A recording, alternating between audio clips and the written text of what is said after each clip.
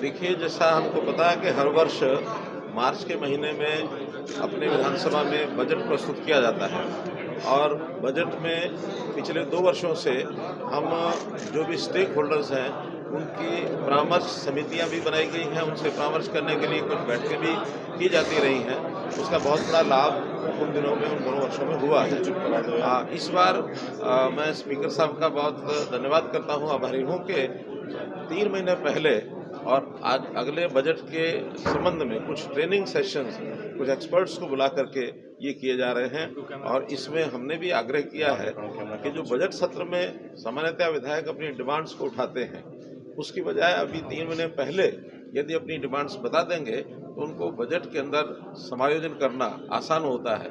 अन्यथा बजट प्रस्तुत होने के बाद कई बार ऐसी डिमांड्स को समायोजन करना कठिन होता है।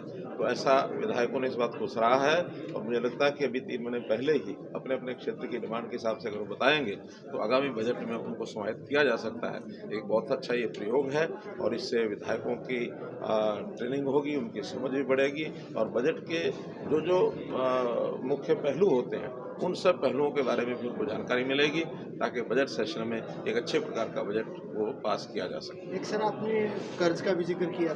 दायरे में कर्ज लेता, दायरे से बाहर नहीं जाते। विपक्ष हमेशा कहता है कि आप लोग कर्ज लेते हैं, घी पीते हैं।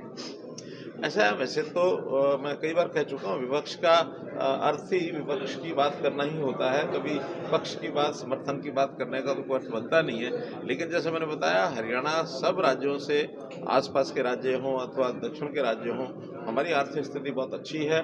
हमारा जो जीएसडीपी है वो हर वर्ष बढ़ता है और जितनी मात्रा में जीएसडीपी बढ़ता है उतनी ही मात्रा में हम जो है वार्षिक जो कर्ज वही लेते हैं, उससे ज़्यादा नहीं। हमारे कर्ज की जो लिमिट होती है अभी तक थी 3%, लेकिन कोविड के कारण से इसको 4.5 और 5% भी किया गया। लेकिन हमने अभी भी 3.5% से ऊपर अपना बजट का जो ऋण है वो कभी प्रस्तावित नहीं किया है।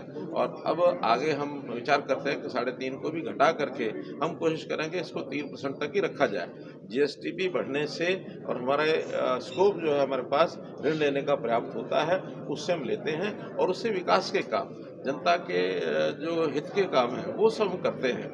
हम जनता के हितों में जो योजनाएं, जो उन्हें घोषणाएं की हैं, जो हम सब्सिडी देते हैं, जो हम ग्रांट्स देते हैं, जो हम रेवेन्यू के जो खर्च करते हैं, वो सारे बाकी प्रदेशों से भी अधिक हैं। उदाहरण के तौर के ऊपर हमारे यहाँ सबसे ज़्यादा जो ओल्ड एज पेंशन है वो सब प्रदेशों से ज़्यादा है।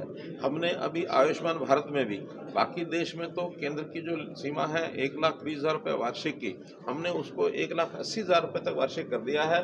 और जो आयुष्मान भारत की जो परिवार उसमें छूट गए हैं और परिवारों को बढ़ा करके जो चिरायु हरियाणा योजना शुरू की है, उसमें लगभग 550 करोड़ रुपया हम अतिरिक्त खर्च कर रहे हैं। इसलिए हमारे हरियाणा में हम खर्च भी ज़्यादा करते हैं, इनकम भी ज़्यादा करते हैं और ऋण भी अपनी लिमिट में लेते हैं, उससे ज़्यादा लिमिट लेते नहीं।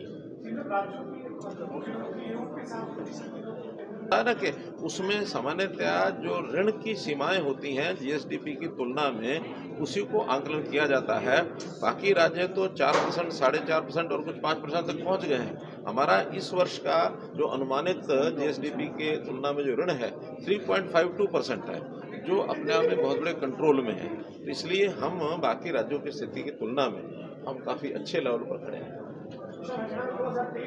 को लेकर के आज विधायकों को कहा है कि अपने क्षेत्र की डिमांड बताएं और जब डिमांड बताएंगे तो उसमें से कुछ जो डिमांड्स पूरा करने के लिए वो हम कहेंगे।